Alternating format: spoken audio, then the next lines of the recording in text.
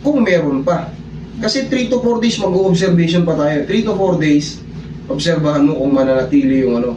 Pero kung humina na siya, huwag ka lang makapagbuhat na mabigat. Tapos tayo. Yan tayo.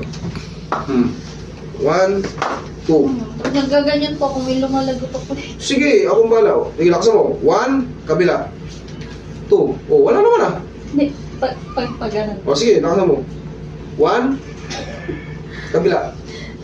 2, 1, 2 lang. Okay naman eh. Oo. Lumalagot ako kasi dito pa parang may ano. Parang may ano. Parang Ngayon, lumugutok ba? hindi. Hindi kasi na-adjust na eh. Okay? Parang pati Oo. dito po eh. Oh, ngayon sige, testing mo. Oh. Konti na. Dati Iba na kasi yun, siyempre. isa na May lang ginawa kasi- tayong adjustment eh. Okay na. December 2 kung mayroon pa ha. Pero kung wala na, still